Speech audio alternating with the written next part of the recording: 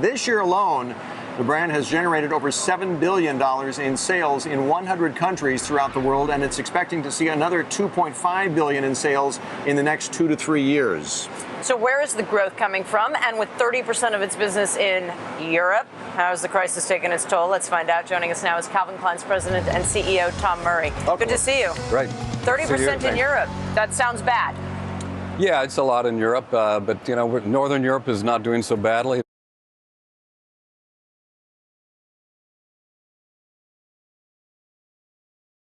Holiday shopping season is fast approaching. Calvin Klein is hoping to capitalize on its already expanding brand. This year alone, the brand has generated over $7 billion in sales in 100 countries throughout the world, and it's expecting to see another $2.5 billion in sales in the next 2 to 3 years. So where is the growth coming from? And with 30% of its business in Europe, how has the crisis taken its toll? Let's find out. Joining us now is Calvin Klein's president and CEO, Tom Murry. Okay. Good to see you. Right. 30% in Europe. That sounds bad. Yeah, it's a lot in Europe, but Northern Europe is not doing so badly. It's Southern Europe that we're having the problems with, principally Spain and Italy, around 30% of our total business over there. Revenue is flat, up, down? Yeah, I think by the end of the year, total Europe will be about flat, maybe slightly up a point or two. Is it like it was here 3 years ago when there was just a paralysis among consumers? They were afraid to do anything as we were wrangling with our own financial crisis at that time. I don't think it's as bad there as it was here in 2008 and beginning in 2009, but similar scenario. I think there's a lot of uncertainty and consumer confidence issues. But in spite of that, as I said, overall, it's doing okay. And we're more than making up for it in Brazil and Russia. The BRIC countries are doing extremely well. Yeah, the growth in some of those countries is more than 100% over the last 5 years. Yeah, well, how sustainable is that, though? Yeah. Small numbers, I guess. Huh? Very small numbers. The 100% you refer to is India, which is a very small base, but it has been growing around 100% a year.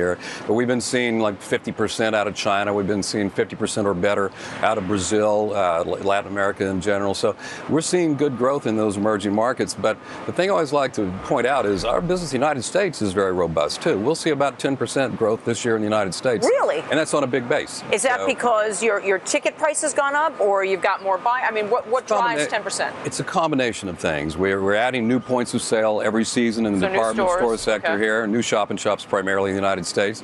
It's that, and it's the fact that and I think we're consistently improving on our products. I think we're providing what the consumer wants. We've got, fortunately, a strong brand that's well-known, high image, and as long as we keep executing, I think we can sustain that. The brand everywhere strategy, though, do you fear oversaturation at some point? I mean, how do you keep from doing that? The key to that is at some point. I travel all over the world all the time, and whether it's I'm walking through Macy's or I'm in stores in other parts of the world or shopping environments and stuff, I don't see Calvin Klein everywhere. So, we've got about a $7 billion business, but I think we're barely beginning to scratch the surface, particularly in places like China and other parts of Asia. Is it an exclusivity you're trying to achieve, or what? I mean, how do you define that strategy then? If you don't want to be overdone, how do you? Right, because ubiquity is the death of a high-end brand. Yeah, yes, that's correct. But the key is to defining what ubiquity is, and at which point does that become an issue. And as I said, you're not there yet. I think we're long ways away from that.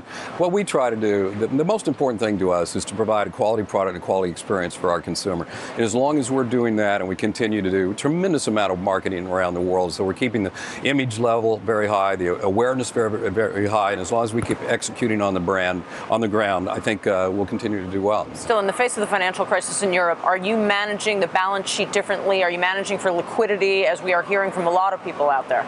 We always manage for quality, liquidity. Our parent company, PBH, as you know, manages for liquidity extremely well. Okay. And your marketing costs, are you expecting them to continue to go up? Yeah, even in an economic climate that doesn't call for it usually. Yeah, well, we really believe in expanding our advertising, particularly during difficult times. We kept our advertising flat in 2008 and began to increase it in 2009. We've been increasing it every year since. Our thought process and strategy coming out of the recession is to try to leverage the strength of this brand and grow market share. And one of the best ways to do that is with a lot of marketing and advertising out there.